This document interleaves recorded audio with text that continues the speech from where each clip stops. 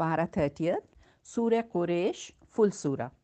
नहमदुहु व नुसल्ली अला रसूलिहिल करीम, अम्मा बाद फ़अऊज़ु बिल्लाहि मिनश शैतानिर रजीम, बिस्मिल्लाहिर रहमानिर रहीम। रब्बि इश्रह ली सदरी व यस्सिर ली अमरी वहलुल उक़दतम मिन लिसानी यफ़क़हु क़ौली, रब्बि ज़िदनी इल्मा, अल्लाहुम्मा फ़क़्हिना फ़िद्दीन। अस्सलामु अलैकुम वरहमतुल्लाहि वबरकातुहू। आज हम सूरह कुरैश शुरू करेंगे इंशाअल्लाह। देखिए, सूरह फील मक्का की सिक्योरिटी को डिस्कस करती है और ये सूरह कुरैश मक्का की प्रॉस्पेरिटी को। किसी भी माशरे को प्रॉस्पर करने के लिए ये दो चीज़ें बड़ी ज़रूरी हैं।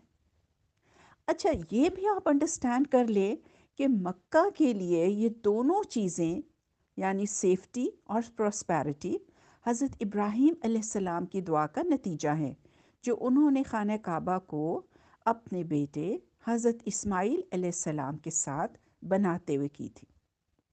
सूरह अल बकरा आयत 126 में है कि उन्होंने अर्ज़ की कि इस शहर को अमन वाला बना दे और इसके रहने वालों को तरह तरह के भलों से रोज़ी अता फरमा।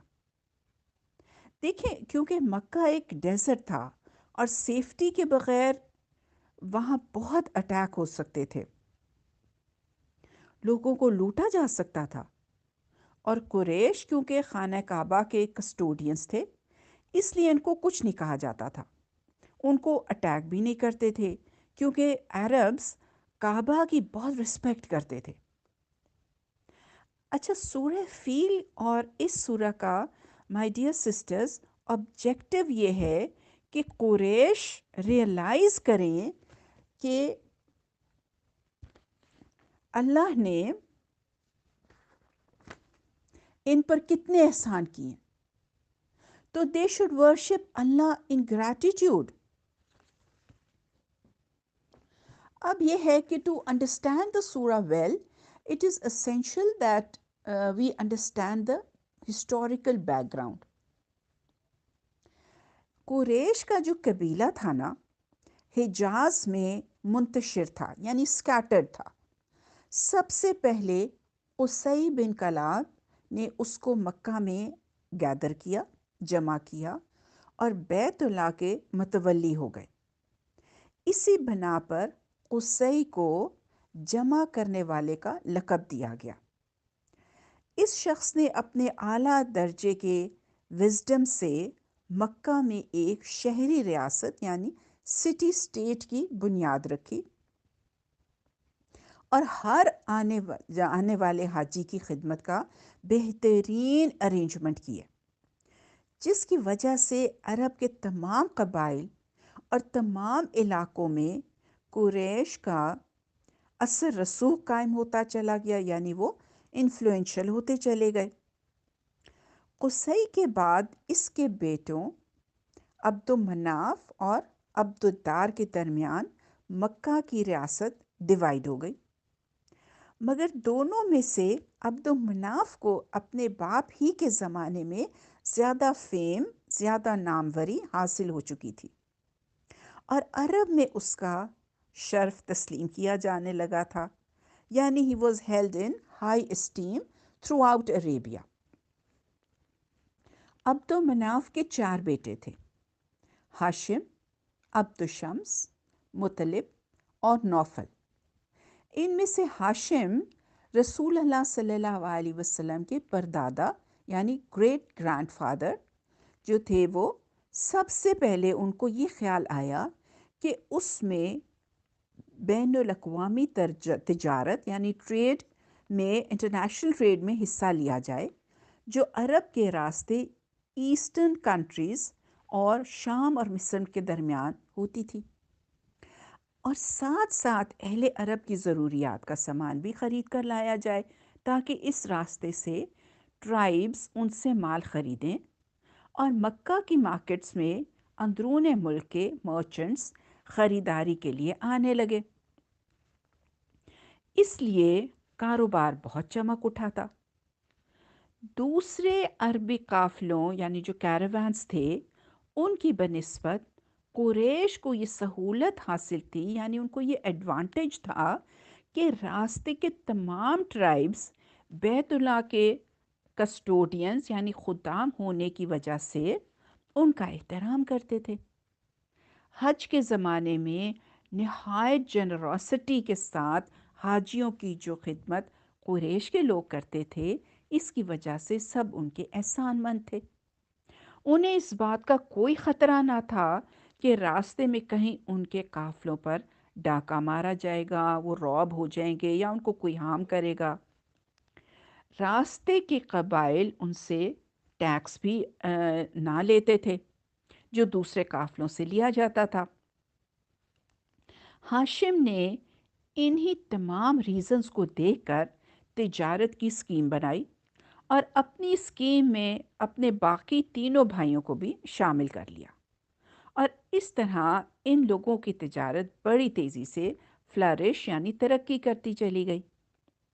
اسی بنا پر یہ چاروں بھائی ٹریڈرز یعنی تجارت پیشہ کے نام سے مشہور ہو گئے، اور جو ریلیشنز انہوں نے سراؤنڈنگ قبائل اور ریاستوں سے قائم کیے، یعنی جو سراؤنڈنگ سٹیٹس تھیں ان سے جو انہوں نے ریلیشنز قائم کیے، ان کی وجہ سے ان کو اصحاب الایلاف بھی کہا جاتا تھا، جس کے معنی ہے الفت پیدا کرنے والوں، یعنی generators of love and affection. اس بزنس کی وجہ سے نا مائی ڈیئر سسٹرز، قریش کے لوگوں کو شام، مصر، عراق، ایران، یمن، حبش کے ممالک سے تعلقات کے وہ اپرچونٹیز حاصل ہوئے، اور ڈفرینٹ کنٹریز کی کلچر اینڈ سویلائزیشن سے ان کا وزڈم، نالج اور یہ سارا جو تھا نا، اس کا لیول اتنا بلند ہوتا چلا گیا کہ عرب کا کوئی دوسرا قبیلہ ان کی میچ کا نہ رہا، ان کی ٹکر کا نہ رہا۔ مال و دولت کے اعتبار سے بھی وہ عرب میں سب پر فائق ہو گئے، یعنی کہ they became the most affluent tribe۔ اور مکہ عریبین پیننسولا کا سب سے زیادہ اہم تجارتی مرکز بن گیا۔ ان انٹرنیشنل ریلیشنز یعنی بین الاقوامی تعلقات کا ایک بڑا فائدہ یہ بھی ہوا میری بہنوں کہ عراق سے یہ لوگ وہ اسکرپٹ لے کر آئے جو بعد میں قرآن مجید لکھنے کے لیے استعمال ہوا۔ عرب کے کسی دوسرے قبیلے میں اتنے پڑھے لکھے لوگ نہ تھے جتنے قریش میں تھے، اسی لیے نبی صلی اللہ علیہ وسلم نے فرمایا تھا کہ قریش لوگوں کے لیڈرز ہیں۔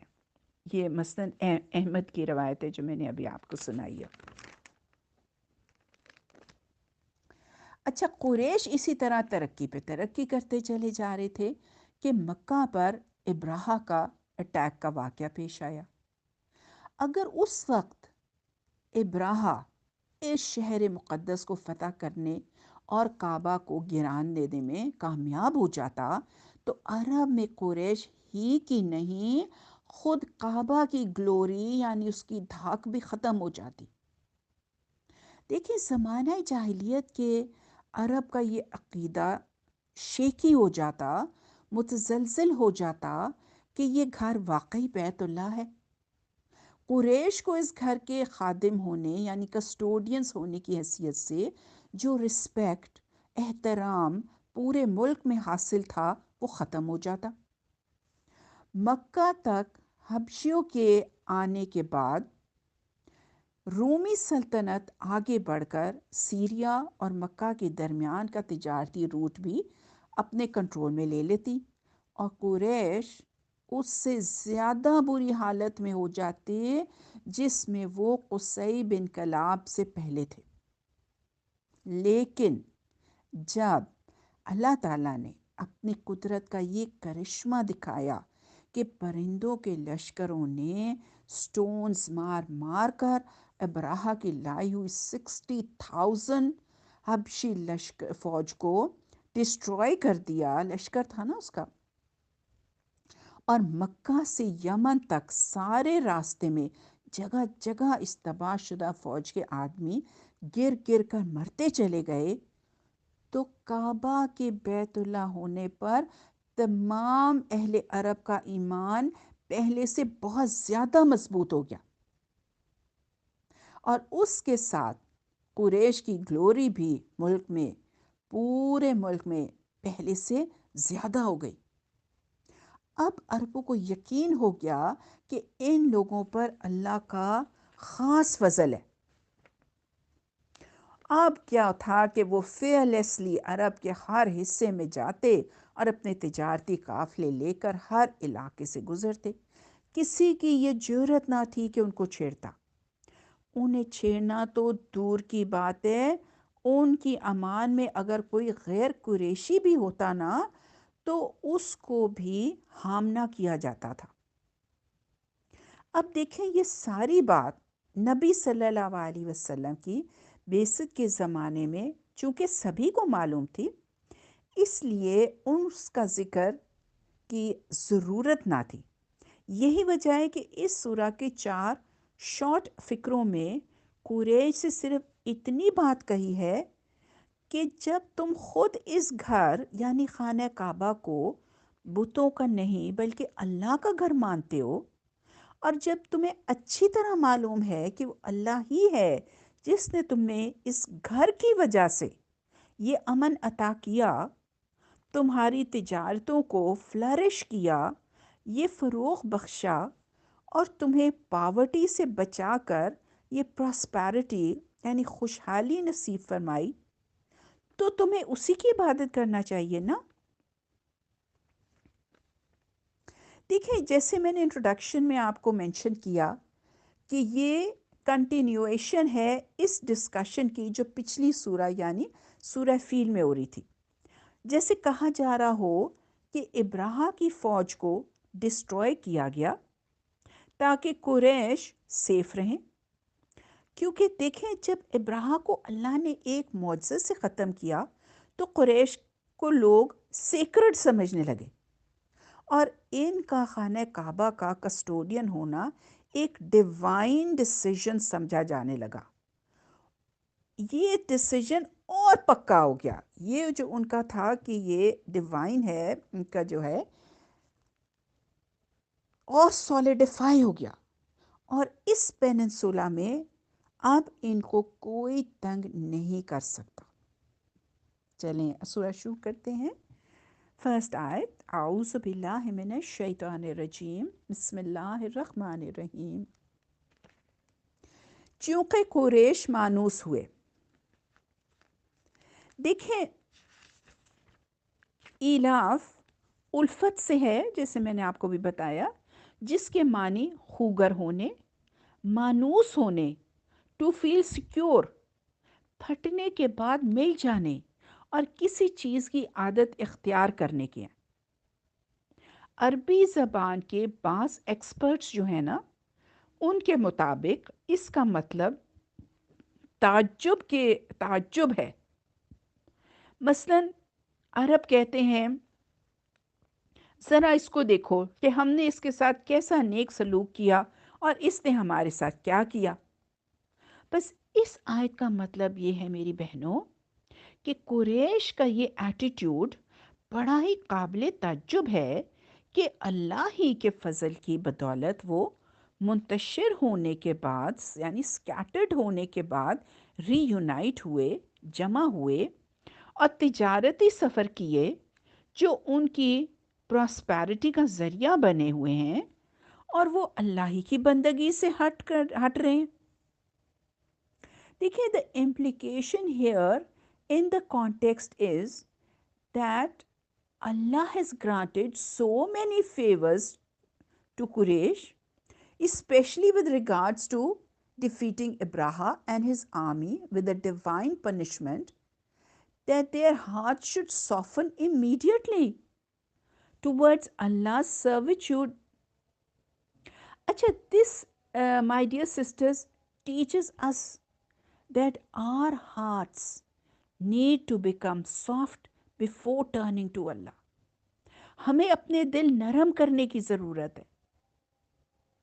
اچھا، اگر اس آیت کا تعلق اگلی آیات سے لیں تو مطلب اس کا یہ ہے کہ یوں تو قریش پر اللہ کی نعمتوں کا کوئی شمار نہیں، لیکن اگر کسی اور نعمت کی بنا پر نہیں تو اسی ایک نعمت کی بنا پر وہ اللہ کی بندگی کریں کہ اس کے فضل سے وہ ان تجارتی سفروں کے خوگر ہوئے، کیونکہ یہ ان پر اس اللہ کا بہت بڑا احسان ہے۔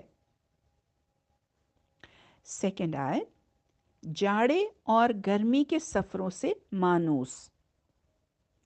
اچھا، گرمی اور جاڑے کے سفروں سے میری بہنوں مراد یہ ہے کہ دیکھیں، گرمی کے زمانے میں قریش کی جو تجارتی سفر تھے وہ سیریا یعنی شام اور فلسطین کی طرف ہوتے تھے کیونکہ وہ ٹھنڈے علاقے تھے، اور جاڑے میں یعنی ونٹرز کے زمانے میں وہ ساؤتھ آف عرب کی طرف جاتے تھے کیونکہ وہ گرم علاقے تھے۔ اچھا، یہاں لفظ جو یوز ہوا ہے نا وہ سفر یعنی جرنی۔ اب سفر ہوتا ہے جب آپ بہت سا سامان یعنی بیگیج اپنے ساتھ کیری کر رہے ہوں، تو معنی یہ ہوا کہ باوجود اس کے کہ وہ اپنے ساتھ بہت سا سامان لے کر ٹریول کرتے ہیں جو انہوں نے بیچنا ہوتا ہے، وہ پھر بھی سیف ہوتے ہیں رابرز اور لوٹنے والوں سے اس صحرا میں۔ آیت نمبر 3، لہٰذا ان کو چاہیے کہ اس گھر کے رب کی عبادت کریں۔ اچھا، یہاں پہ نا اس گھر سے مراد خانہ کعبہ ہے obviously، اور اللہ تعالیٰ کے ارشاد کا مطلب یہ ہے کہ قریش کو یہ نعمت اسی گھر کی بدولت حاصل ہوئی ہے، اور وہ خود مانتے ہیں کہ وہ 360 بت اس کے رب نہیں ہیں جن کی یہ پوجا کرتے رہے ہیں، بلکہ صرف اللہ ہی اس کا رب ہے۔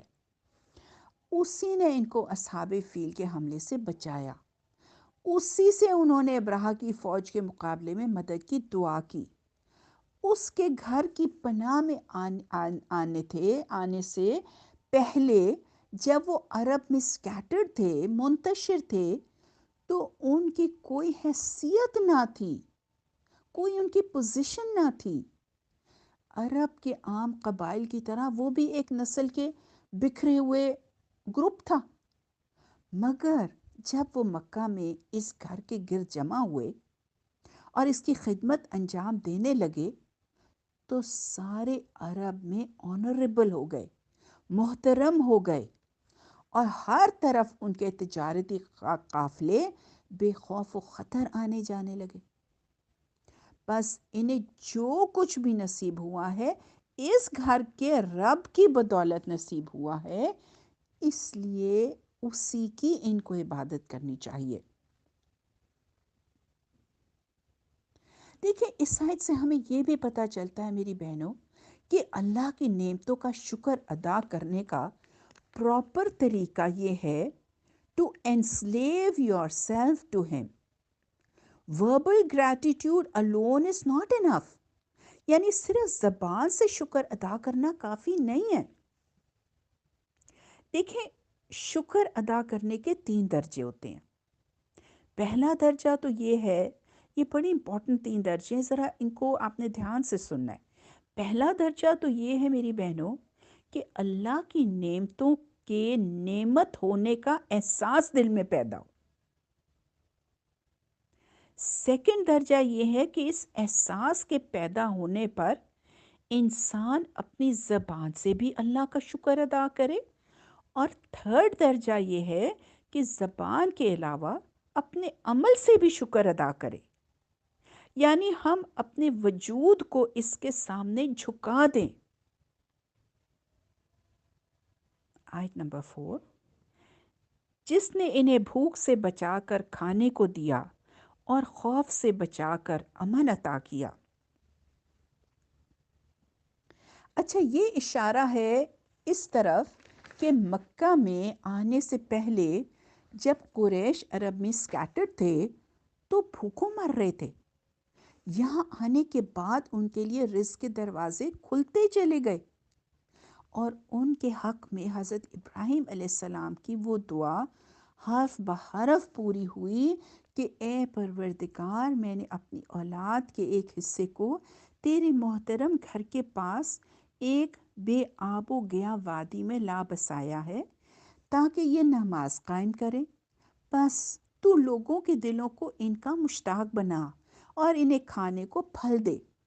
یہ سورہ ابراہیم آیت نمبر 37 میں ہے۔ اور دیکھیں، یعنی جس خوف سے عرب کی سرزمین میں کوئی سیف نہیں تھا، اس سے یہ محفوظ ہے۔ عرب کا حال اس دور میں یہ تھا کہ پورے ملک میں کوئی بستی ایسی نہ تھی جس کے لوگ راتوں کو چین سے سو سکتے ہوں، کیونکہ ہر وقت ان کو یہ ڈر لگا رہتا تھا کہ پتہ نہیں کب کوئی رابرز اچانک ان پر آ جائیں گے۔ کوئی شخص ایسا نہ تھا جو اپنے قبیلے کی لمٹ سے باہر قدم رکھنے کی جرت بھی کر سکتا، کیونکہ اکا دکا آدمی جو سنگل آدمی نکلتا ہے، اس کا بچ کر واپس آ جانا یا گرفتار ہو کر غلام بن جانے سے محفوظ رہنا گویا امپاسبل تھا۔ کوئی قافلہ ایسا نہ تھا جو اطمینان سے سفر کر سکے، کیونکہ راستے میں جگہ جگہ ان پر ڈاکے پڑنے کا خطرہ تھا، اور راستے بھر کے جو انفلوئنشل قبائلی سردار تھے، ان کو جب تک برائب نہ کریں، ان کو رشوتیں دے کر تجارتی قافلے سیفلی گزر سکتے تھے۔ لیکن قریش مکہ بالکل محفوظ تھے، انہیں کسی دشمن کے حملے کا فیئر نہ تھا، خطرہ نہ تھا۔ ان کے چھوٹے اور بڑے ہر طرح کے قافلے ملک کے ہر حصے میں آتے جاتے تھے۔ کوئی یہ معلوم ہونے کے بعد کہ قافلہ حرم کے خادموں کا ہے، انہیں چھیڑنے کی جرت نہ کر سکتا تھا۔ حد یہ ہے مائی ڈیئر سسٹرز کہ اکیلا قریشی بھی اگر کہیں سے گزر رہا ہو اور اس سے کوئی تنگ کرے تو صرف وہ یہ بتا دینا اس کے لیے کافی ہوتا تھا کہ وہ حرم کے کسٹوڈینز میں سے ہے۔ یہ سنتے ہی اٹھے ہوئے ہاتھ بھی رک جاتے تھے۔ دیکھیں، یہ اس سورہ کا سینٹرل میسج ہے کہ اللہ نے یہ انعامات، یہ فیورز اس لیے قریش کو دیے کہ ان کے دل نرم ہوں اور دنیاوی کاموں پر اتنے پری آکیوپائیڈ نہ رہیں اور اپنا فوکس اللہ کی عبادت پہ رکھیں۔ دیکھیں، سب سے بڑا سبق جو ہمیں اس سورہ سے ملتا ہے وہ یہ ہے کہ اللہ ہم پر اپنی رحمتیں اور نعمتیں بھیجتا ہے، اور ہم بدلے میں ہم سے صرف عبادت اور اطاعت کی توقع رکھتا ہے۔ بات یہ ہے کہ نعمت کو نعمت سمجھیں۔ ہم نعمتوں کو فار گرانٹڈ لے لیتے ہیں۔ خود سے وداؤٹ اینی ہیلپ ہم اٹھ بیٹھ سکتے ہیں، چل سکتے ہیں، بھاگ سکتے ہیں۔ کبھی ہم نے ریئلائز کیا کہ صرف یہ کتنی بڑی نعمت ہے؟ میری بہنوں، اللہ کی کسی بھی نعمت کو معمولی نہ سمجھیں، ہمیشہ اس کے فرما بردار رہ کر شکر ادا کریں۔ الحمدللہ ہماری سورہ کمپلیٹ ہوئی۔ سورہ الماعون فل سورہ۔ دیکھیں، سورہ قریش کا اختتام ہوا تھا کہ اس گھر کے رب کی، یعنی خانہ کعبہ کے رب کی عبادت کرو۔ یہ قریش کے لیے اللہ کا حکم تھا، مگر یہ سورہ الماعون یہ نہیں کہتی کہ ان کو، یعنی کہ قریش کو کیا کرنا چاہیے، بلکہ بتاتی ہے کہ وہ اصل میں کیا کر رہے ہیں۔ اس سوسائٹی کی سوشل کرپشن بتا رہی ہے۔ اچھا، کچھ کی اوپینین ہے کہ یہ مکی سورہ ہے اور کچھ کہتے ہیں کہ مدنی ہے۔ میجورٹی کہتی ہے کہ مکی سورہ ہے۔ اب مکہ میں آپ کو پتہ ہے نا کہ حضور پاک صلی اللہ علیہ وسلم کو کوئی سوشل اور پولیٹیکل پاور نہیں تھی، اور پھر بھی اس سورہ کے تھرو وہ ان پاورفل لوگوں کے بارے میں فرما رہے ہیں جو چاہے کر سکتے تھے اس وقت. یعنی اس سورہ میں the tone has been changed. پچھلی سورہ میں اللہ نے فرمایا کہ میں نے تمہیں کھانے کو دیا، سیفٹی دی، یعنی اپنے انعامات بتا رہے ہیں، مگر اس سب کے باوجود وہ نہیں بدلے. تو اب اللہ ان کو وارن کر رہے ہیں.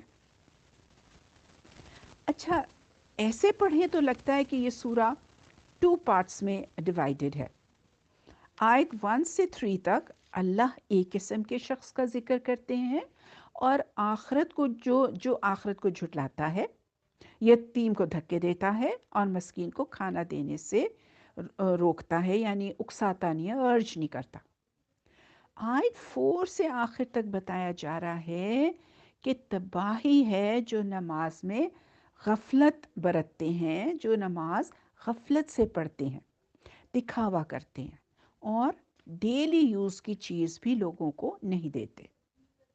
اچھا، ایسے لگتا ہے نا کہ 2 گروپس ہیں، مگر ہم دیکھیں گے کہ یہ ایک ہی گروپ ہے، اور وہ ہے کہ یہ قریش سے بات ہو رہی ہے. دیکھیں، ہو سکتا ہے کہ آپ کسی دین میں ہوں، مگر اگر آپ کا بیلیف، آپ کا یقین کمزور ہے تو آپ بہت جلدی ہی برائی کی طرف مائل ہوں گے، کیونکہ آپ جواب دہ ہونے پر یقین نہیں رکھتے. اچھا دیکھیں، اگر ٹریفک لائٹ ہے اور ساتھ کیمرہ بھی لگا ہوا ہے تو پھر ہر کوئی رک جائے گا ریڈ لائٹ پہ، یعنی پھر ہمارا تقوی بڑھ جائے گا، تاکہ کیونکہ ہم پھر جواب دہ ہوں گے. یعنی کہ میں کہوں گی کہ بھئی میری تصویر کھنچ جائے گی اگر میں نے ریڈ لائٹ کو بریک کیا، اور جرمانہ دینا پڑے گا. اور اگر یہ خیال آ جائے گا کہ فار انسٹنس پولیس مین کھڑا ہے کہیں، تو شاید ابھی وہ مجھے روک لے، تو یہ پھر کیا ہے؟ غیب پر یقین، شاید کہ کہیں کھڑا ہوگا، ہے نا. دیکھیں، آئیڈیا ہے مائی ڈیئر سسٹرز کہ جو کیا ہے اس کا خمیازہ بھگتنا ہوگا، یعنی I will have to pay for the wrong I did. You see, the fear of consequences will keep a person away from doing wrong things. مگر لوگ کہتے ہیں اوہو کچھ نہیں ہوتا، جو مرضی ہے کرو. اچھا، بائی دا وے، یہ سورہ ان لوگوں کے لیے ہے جو کہتے ہیں آئی ڈونٹ کیئر، جن کو کوئی پرواہ نہیں ہوتی. تو آخرت پہ ایمان انسان کے مورلز بھی ٹھیک کرتا ہے، اور آخرت کی اکاؤنٹیبلٹی کا انکار کر کے انسان ایکچولی جائز اور ناجائز اور حلال اور حرام کی پابندیوں سے آزاد ہو جاتا ہے. چلیں سورہ شروع کرتے ہیں انشاءاللہ. فرسٹ آیت، اعوذ باللہ من الشیطان الرجیم، بسم اللہ الرحمن الرحیم. تم نے دیکھا اس شخص کو جو آخرت کی جزا و سزا کو جھٹلاتا ہے.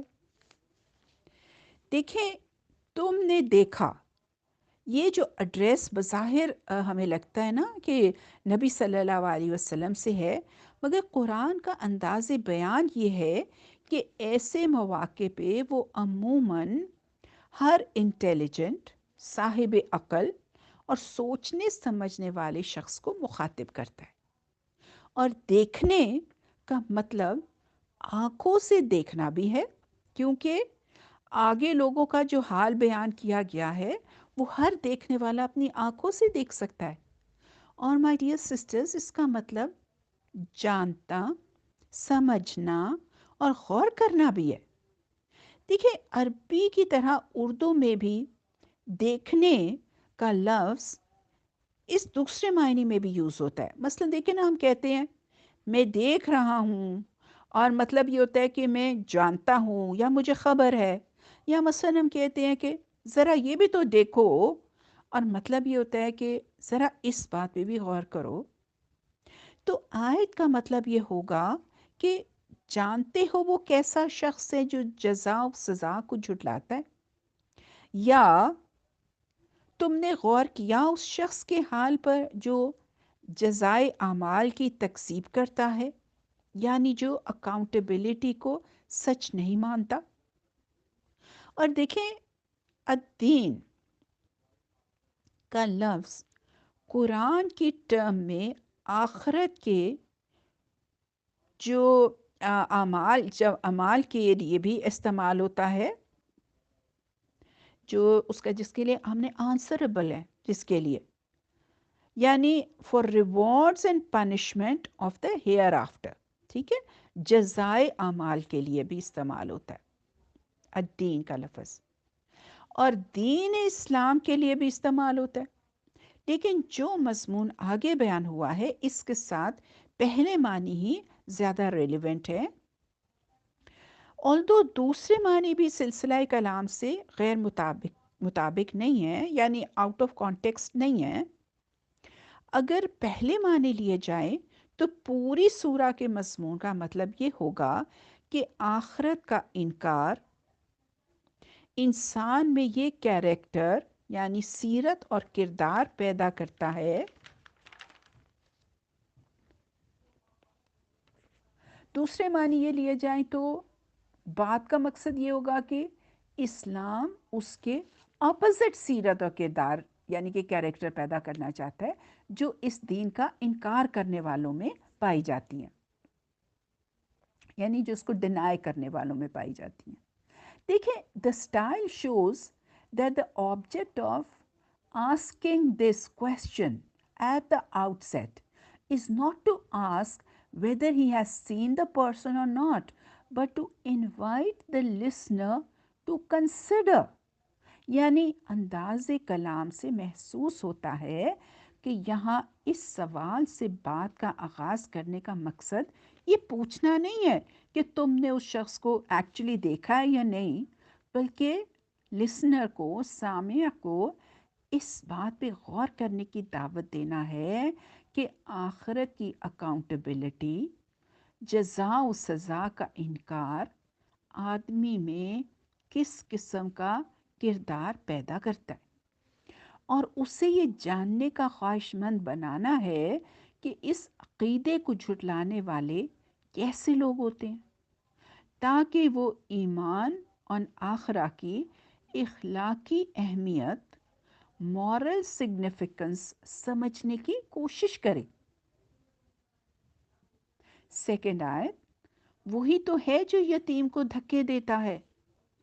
اچھا، اس کے معنی یہ ہیں کہ اگر تم نہیں جانتے تو تمہیں معلوم ہو کہ وہی تو ہے جو، یعنی کہ، یا پھر اس کے معنی یہ ہوئے کہ اپنی اسی انکار آخرت کی وجہ سے وہ ایسا شخص ہے جو یعنی یتیم کو دھکے دیتا ہے. دیکھیں اس آیت کے کئی معنی ہیں. ایک یہ کہ وہ یتیم کا حق مار کھاتا ہے، اسے ڈپرائیو کرتا ہے، اور اس کے باپ کی چھوڑی ہوئی جو ول ہوتی ہے میراث سے اسے دھکے مار کے نکال دیتا ہے. دوسرے یہ کہ یتیم اگر اس سے مدد مانگنے آتا ہے تو رحم کھانے کی بجائے اسے ڈانٹتا ہے، اسکولڈز ہم، دھتکار دیتا ہے، اور پھر بھی اگر وہ اپنے پریشانی کی وجہ سے رحم کی امید کے لیے کھڑا رہے وہاں پہ ایون آفٹر ہی اسکولڈڈ ہم، تو پھر وہ کیا کرتا ہے، اسے دھکے دے کر دور کر دیتا ہے. اور تیسرے یہ کہ وہ یتیم کو ایل ٹریٹ اور ظلم کرتا ہے. مثلا اس کے گھر میں اگر اس کا اپنا ہی کوئی رشتہ دار یتیم ہو تو اس کو نوکروں کی طرح ٹریٹ کرنا اور بات بات پر ڈانٹنا، یعنی کہ اس کے سوا اور کچھ نہیں ہوتا. اور اس فکرے میں یہ معنی بھی ہیں مائی ڈیئر سسٹرز کہ اس شخص سے کبھی کبھار یہ ظالمانہ حرکت نہیں ہوتی، بلکہ یعنی ہیبیچولی، یعنی اس کی عادت ہے اور اس کا مستقل یہ ایٹیٹیوڈ ہو جاتا ہے اس یتیم کے لیے.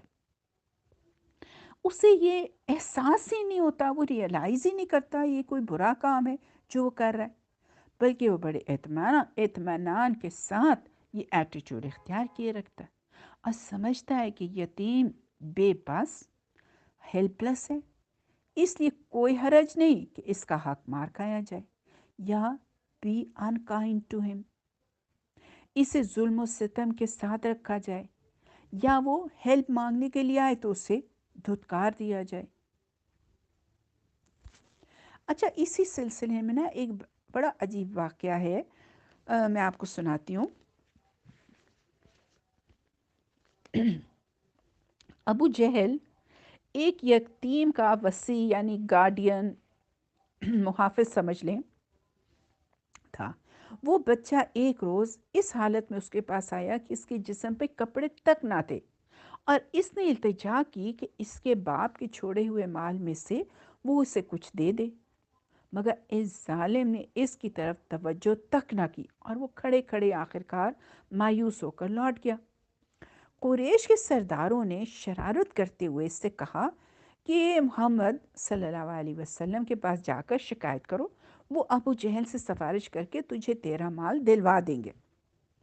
بچہ بیچارہ ڈڈ ناٹ نو کہ ابو جہل کا حضور پاک صلی اللہ علیہ وسلم سے کیا تعلق ہے، اور یہ بدبخت اسے کس ریزن کے لیے یہ مشورہ دے رہے ہیں۔ وہ سیدھا حضور پاک صلی اللہ علیہ وسلم کے پاس پہنچا اور اپنا حال آپ سے بیان کیا۔ آپ اسی وقت اٹھ کھڑے ہوئے اور اسے ساتھ لے کر اپنے بدترین دشمن ابو جہل کے گھر تشریف لے گئے۔ آپ صلی اللہ علیہ وسلم کو دیکھ کر اس نے آپ کا استقبال کیا، ویلکم کیا، اور جب آپ نے فرمایا کہ اس بچے کا حق اسے دے دو تو وہ فوراً مان گیا اور اس کا مال لا کر اسے دے دیا۔ قریش کے سردار ویٹ کر رہے تھے کہ دیکھیں ان دونوں کے درمیان کیا ہوتا ہے، وہ کسی مزیدار فائٹ کی امید رکھتے تھے، مگر جب انہوں نے یہ معاملہ دیکھا تو حیران ہو کر ابو جہل کے پاس آئے اور اسے تانا دے دیا کہ تم بھی اپنا دین چھوڑ گئے ہو۔ اس نے کہا خدا کی قسم میں نے اپنا دین نہیں چھوڑا، مگر مجھے ایسا محسوس ہوا کہ محمد صلی اللہ علیہ وسلم کے لیفٹ اور رائٹ، دائیں اور بائیں ایک حربہ ہے، اسپیئر سمجھ لیں، جو میرے اندر گھس جائے گا اگر میں نے ذرا بھی ان کی مرضی کے خلاف حرکت کی۔ اس واقعے سے نہ صرف دیکھیں یہ معلوم ہوتا ہے کہ اس زمانے میں عرب کے سب سے زیادہ ترقی یافتہ، ایلیٹ اور معزز قبیلے تک کے بڑے بڑے سرداروں کا یتیموں اور دوسرے ہیلپس لوگوں کے ساتھ کیا سلوک تھا، بلکہ یہ بھی معلوم ہوتا ہے کہ رسول اللہ صلی اللہ علیہ وسلم کس بلند اخلاق کے مالک تھے، ان کا کیریکٹر کتنا زبردست تھا، اور آپ کے اس اخلاق کا آپ کے بدترین دشمنوں تک پر کیا روب تھا۔ سبحان اللہ۔ آیت نمبر 3، اور مسکین کا کھانا دینے پہ نہیں اکساتا۔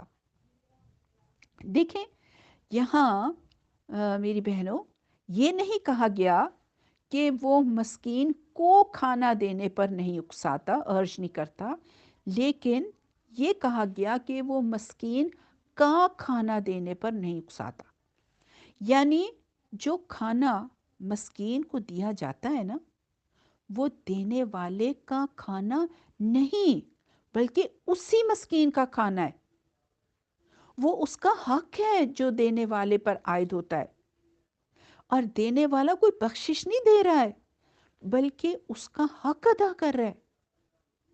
The giver is not doing him any favor but rendering him his right۔ یہی بات ہے جو سورہ الزاریات آیت 19 میں فرمائی گئی ہے۔ It says، اور ان کے مالوں میں سائل اور محروم کا حق ہے، یعنی وہ شخص اپنے نفس کو بھی اس کام پر آمادہ نہیں کرتا، کنونس نہیں کرتا، اپنے گھر والوں کو بھی یہ نہیں کہتا کہ مسکین کا کھانا دیا کرے، اور دوسرے لوگوں کو بھی اس بات پر نہیں ارج کرتا کہ سوسائٹی میں جو غریب محتاج لوگ بھوکے مر رہے ہیں ان کے رائٹس پہچانیں اور ان کی بھوک مٹانے کے لیے کچھ کریں۔ دیکھیں یہاں اللہ تعالیٰ نے صرف 2 نمایاں ترین اگزامپلس دے کر ایکچولی یہ بتایا ہے کہ آخرت کا انکار لوگوں میں کس قسم کے اخلاقی برائیاں پیدا کرتا ہے۔ اصل انٹینشن، مقصود ان 2 ہی باتوں پر گرفت کرنا نہیں ہے کہ آخرت کو نہ ماننے سے بس یہ 2 خرابیاں پیدا ہوتی ہیں کہ لوگ یتیموں کو ایل ٹریٹ کرتے ہیں، دھتکارتے ہیں اور مسکینوں کا کھانا دینے پر نہیں اکساتے، بلکہ جو بے شمار خرابیاں اس گمراہی کے نتیجے میں ہوتی ہیں، ان میں سے 2 ایسی چیزیں ایز این ایگزامپل پیش کی گئی ہیں جن کو ہر شریف انسان مانے گا کہ وہ نہایت ہی بری اخلاقی باتیں ہیں۔ اس کے ساتھ یہ بتانا بھی مقصود ہے کہ اگر یہی شخص اللہ کے حضور اپنی حاضری اور جواب دہی کا یعنی اکاؤنٹیبلٹی کا قائل ہوتا تو اس سے ایسی بری حرکتیں نہ ہوتی کہ یتیم کا حق مارے اور اس پر ظلم ڈھائے اور اس کو بری طرح ٹریٹ کرے اور مسکین کو نہ خود کھلائے نہ کسی سے یہ کہے کہ اس کا کھانا اس کو دو۔ آخرت کا یقین رکھنے والوں کی کوالٹیز میں تو وہ ہیں جو سورہ عصر اور سورہ بلد میں بیان کیے گئے ہیں، یعنی کہ وہ ایک دوسرے کو خلق خدا پہ رحم کھانے کی نصیحت کرتے ہیں اور وہ ایک دوسرے کو حق پرستی اور رائٹس دینے کی نصیحت کرتے ہیں۔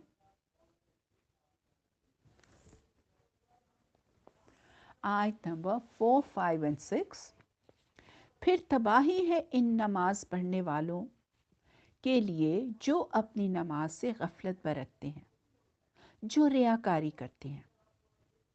اوکے، اب یہاں پہ میری بہنوں دیکھیں کہ اللہ تعالیٰ نے گیئر چینج کر لیا اور بات شروع کی ان سے جو نماز پڑھتے ہیں۔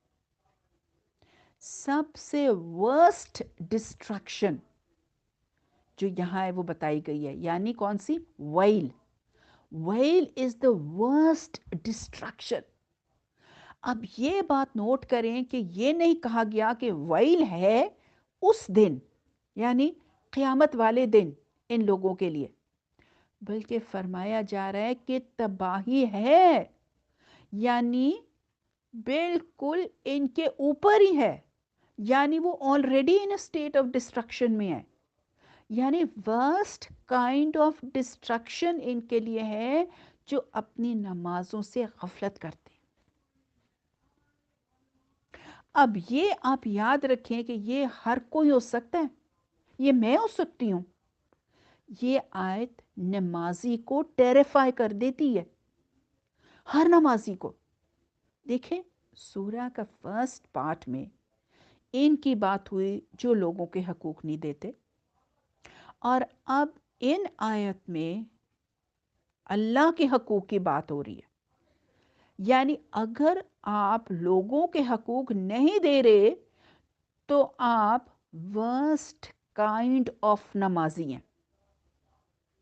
اور یہ بھی دیکھیں کہ یہاں ان کی بات ہو رہی ہے جو باقاعدگی سے ریگولرلی نماز پڑھنے والے ہیں۔ اچھا یہ بھی آپ نوٹ کریں کہ سورہ واحد سے سنگولر سے پلورل میں اب بدل گئی ہے، کیونکہ جن نمازیوں کی بات ہو رہی ہے نا سب کے سامنے، یعنی پبلکلی وہ بہت سارے لوگ نماز پڑھتے ہیں۔ یہ بات اللہ ہمیں آگے بتاتے ہیں کہ یہ لوگ شو آف کے لیے، دکھاوے کے لیے نماز پڑھتے ہیں۔ تو دیکھیں اکیلے میں تو ہم شو آف نہیں نہ کرتے، ہم دکھاوا نہیں نہ کرتے، لوگوں کے سامنے ہی دکھاوا کرتے ہیں نا۔ اس لیے میں کہہ رہی ہوں کہ یہ ان نمازیوں کی بات ہو رہی ہے جو پبلکلی نماز پڑھتے ہیں، مسجد جاتے ہیں۔ تو دیکھیں کتنی بڑی بات فرمائی جا رہی ہے کہ تباہی ہے، یعنی کتنا بڑا کرائم ہے یہ۔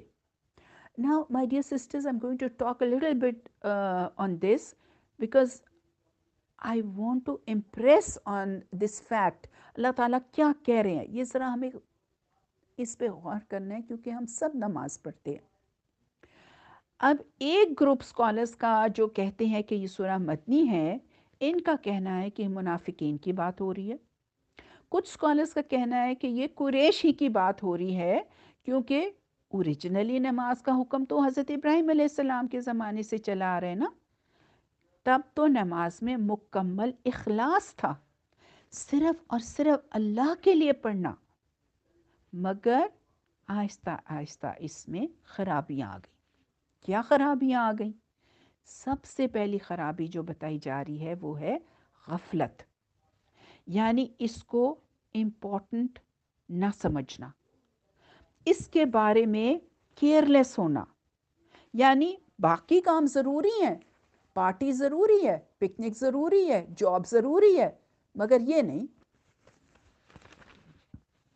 نماز کے لیے نیگلیکٹفل ہونا، یہ سوچیں کہ کہاں کیا جا رہا ہے کہ پہلا کرائم جس کے لیے ورسٹ کائنڈ آف ڈسٹرکشن ہے وہ یہ ایٹیٹیوڈ ہے نماز کے لیے. آپ کو آئیڈیا دینے کے لیے کہ نماز کا کیا رتبہ ہے اللہ سبحانہ و تعالیٰ کے لیے، آپ وہ کانورسیشن یاد کر لیں جو اللہ اور موسیٰ علیہ السلام کے درمیان ہوئی. اس میں اللہ سبحانہ و تعالیٰ اپنا انٹروڈکشن کرا رہے ہیں، اپنا تعارف کراتے ہیں حضرت موسیٰ علیہ السلام کو، فرماتے ہوئے کہ میں اللہ ہوں، صرف میری عبادت کرو اور میری یاد کے لیے نماز پڑھو. سورہ طٰہٰ آیت 14 says بے شک میں ہی اللہ ہوں اور میرے سوا کوئی معبود نہیں، تو تم میری عبادت کرو اور میری یاد کے لیے نماز قائم کرو.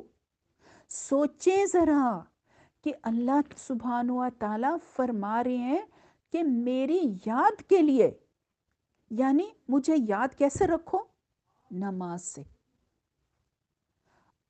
آپ لوگ اپنے اپنے دل میں سوچیں آپ کیوں نماز پڑھیں؟ ہم کیوں 5 وقت نماز پڑھتے ہیں؟ اپنے آپ کو خود ہی جواب دیجئے. اور جب آپ نماز کے لیے کھڑے ہوں، نیکسٹ نماز کے لیے، اس وقت اس آیت کو ذرا اپنے سامنے رکھیے گا کہ میں کس لیے نماز پڑھ رہی ہوں. اللہ تعالیٰ نے کہا ہے میری یاد کے لیے نماز پڑھو. اچھا، دوسری آیت دیکھیں جس میں فرمایا جا رہا ہے بے شک میری نماز، میری قربانی اور میری زندگی اور میری موت سب رب العالمین کے لیے ہے. سورہ الانعام آیت 162. اب مجھے یہ بتائیں کہ زندگی اور موت تو بہت بڑی چیزیں ہیں نا. ہم تو کہتے ہیں نا زندگی اور موت کا مسئلہ ہو گیا ہے نا، مگر what came first؟ نماز. نماز پہلے، زندگی اور موت بعد میں آئی ہے اس آیت میں. سبحان اللہ، یہ ہے نماز اللہ کے لیے. Next time you stand for prayers, think about it. زندگی اور موت بعد میں ہے، پہلے نماز اللہ تعالیٰ نے ذکر کیا. تو یہ جو نمازی ہیں ان کی نماز دل سے ادا نہیں ہو رہی، ہیڈ لیس ہیں، کیئر لیس ہیں نماز کے بارے میں. اور کیئر ہم کہاں سے کرتے ہیں؟ ہم کسی چیز کا کیئر کرتے ہیں تو ہم دل سے کیئر کرتے ہیں نا. میں کہتی ہوں نا میں دل سے تمہاری کیئر کرتی ہوں.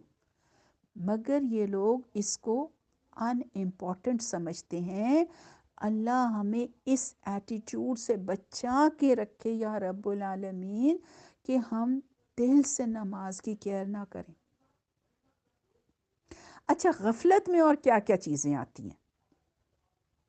وضو پراپر نہ کرنا، کبھی نماز پڑھنا کبھی نہ پڑھنا، جلدی جلدی سجدہ کرنا، رکوع پراپر نہ کرنا، نماز کو ڈیلے کرتے جانا اور بالکل آخری وقت میں نماز پڑھنا، جلدی جلدی نماز ختم کرنے کی کوشش کرنا.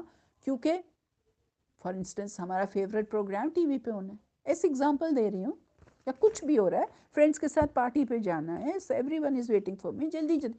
ہم کہتے ہیں نا بس 2 منٹ میں نماز پڑھ کے آئی. نہیں، یہ نہیں کرنا. Make it your first priority. ہم ایسے نماز کو لیتے ہیں جیسے یہ ایک آبسٹیکل ہے آپ کے امپورٹنٹ کاموں کے درمیان. یہ یاد رکھیں کہ زندگی اور موت سے پہلے اللہ نے نماز کا مینشن کیا ہے. ہمیں پیدا ہی اس لیے کیا گیا ہے کہ اللہ کی عبادت کریں. ہم کہتے ہیں اٹس نو بگ ڈیل، کوئی بڑی بات نہیں ہے. پنجابی میں کہتے ہیں نا کوئی گل ہی نہیں ہے، یا ڈونٹ میک اے فس آؤٹ آف اٹ. بچے ایسے ہی کہتے ہیں نا، موم ڈونٹ میک اے فس آؤٹ آف اٹ. مغربی ہے نا، پڑھ لوں گی، ابھی ٹائم ہے. اور یہ بات ہم اپنے آپ کو کہتے رہتے ہیں. ایٹ ٹائمز میں خود بھی اپنے آپ کو بھائی پڑھ لوں گی یار، میں یہ تو کر لوں، میں وہ تو کر لوں. ہمیں ایکچولی اپنا دن نماز کے ساتھ پروگرام کرنا ہے. اگر کہیں میں نے جانا ہے، کسی کو ملنے جانا ہے، تو وہ ٹائم دیں جو نماز کے ساتھ کلیش نہ کرتا ہو. اگر آپ ایسی جگہ جا رہی ہیں جہاں آپ نماز نہیں پڑھتی، جہاں نماز نہیں پڑھ سکتی، فار انسٹنس شاپنگ کے لیے جا رہے ہیں، تو ایسا پروگرام بنائیں کہ آپ نماز پڑھ کے جائیں. ہمیں اپنا پروگرام ایسا بنانا ہے کہ جو نماز کا ٹائم ہے وہ ہم آرام سے نماز پڑھ سکیں. اب آیت 6 میں پتہ چلتا ہے کہ اللہ تعالیٰ فرما رہے ہیں کہ یہ لوگ نہ صرف ریلکٹنٹلی نماز پڑھتے ہیں، بلکہ اس میں غفلت برتتے ہیں، اور جب پڑھتے بھی ہیں تو یہ لوگ شو آف کے لیے پڑھتے ہیں. یعنی جو کیئرلیسلی نماز پڑھتے ہیں ان کے لیے اگلا قدم اٹھانا آسان ہو جاتا ہے، یعنی دکھاوا کرنا آسان ہو جاتا ہے. جب ارد گرد لوگ ہوں گے تو ان کی نماز خوبصورت ہو جائے گی، رکوع بھی بہت اچھا ہو جائے گا، سجدہ بھی لمبا ہو جائے گا، اور نماز ٹوٹل نمازی بہتر ہو جائے گی. اچھا مائی ڈیئر سسٹرز، یہ بھی آپ پلیز نوٹ کریں کہ یہ نہیں کہا گیا کہ اپنی نمازوں میں غفلت برتتے ہیں. ان دیئر پریئرز کہا گیا ہے نماز سے غفلت برتتے ہیں. اوکے، دیکھیں کیونکہ ہم میں سے تقریباً سبھی نماز میں مثلاً کبھی خیال بھٹک جاتا ہے، کبھی ہم 5 رکعت پڑھ لیتے ہیں، کبھی سجدہ ایک زیادہ ہو گیا. تو اگر اللہ نے فرمایا ہوتا نا کہ نماز میں غفلت برتتے ہیں، تو پھر تو ہم میں سے تقریباً سبھی پکڑ میں آ جاتے. مگر آپ کو پتہ ہے نا، اس کے لیے بھی حضور پاک صلی اللہ علیہ وسلم نے ہم نے سجدہ سہو کا طریقہ بتا دیا ہوا ہے کہ اگر کوئی بھول لاحق ہو گئی تو حضور پاک صلی اللہ علیہ وسلم نے اس کی تلافی کے لیے سجدہ سہو کا طریقہ مقرر فرما دیا ہے. اب قریش کے لوگ تو آپ دیکھیں کعبہ کے کسٹوڈینز تھے، اس لیے ان کے لیے ضروری تھا کہ نماز پڑھیں. تو وہ وہاں پڑھنے کی کوشش کرتے تھے جہاں بہت سے لوگ ان کو دیکھ لیں، یعنی دکھاوے کے لیے، یعنی so that people should say واہ واہ جی یہ کتنے نمازی ہیں یا کتنے عبادت گزار ہیں. تو اللہ نے ان کو ایکسپوز کر دیا. تو یہ صرف منافقون کی نہیں بلکہ قریش کی بھی بات ہو رہی ہے، کیونکہ تم لوگوں کو کنونس کرنا چاہ رہے ہو کہ تم بہت اچھے ہو دکھاوا کر کے، مگر ریالٹی میں یہ بات سچ نہیں ہے، تم اندر سے کرپٹ ہو.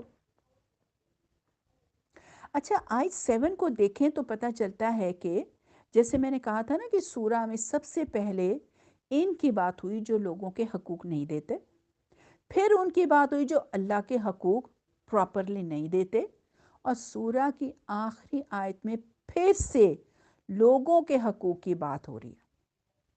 دیکھیں اکثر لوگ کہتے ہیں میں نماز ہی نہیں پڑھتی نا، لوگوں کے حق تو پورے دیتی ہوں. اور بعض یہ کہتے ہیں میں اللہ کے حقوق تو پورے دیتی ہوں، لوگوں کا معاملہ اور ہے. مگر میری بہنوں یہاں ہمیں پتہ چلا کہ دونوں ہی امپورٹنٹ ہیں، اللہ کے حقوق بھی دینے اور لوگوں کے بھی. آیت 7 اور معمولی ضرورت کی چیزیں دینے سے گریز کرتے ہیں. اب یہاں پہ اصل میں لفظ معاون یوز ہوا ہے. کچھ صحابہ کہتے ہیں کہ اس سے مراد زکوٰۃ ہے، اور بہت سے دوسرے حضرات کا قول ہے کہ اس سے مراد عام ضرورت کی چیزیں یعنی नमक हो गया, पानी हो गया, माचिस हो गई, कोई डिश हो गई, कोई स्पून हो गया, जो यूजुअली लोग बोरो करते हैं।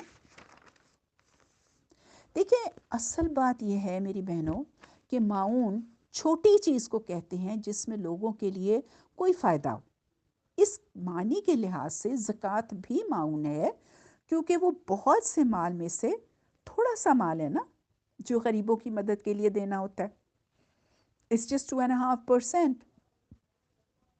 और वो दूसरी आम ज़रूरत की चीज़ें भी माऊन है, जो फॉर इंस्टेंस नेबर्स एक दूसरे से मांगते रहते हैं।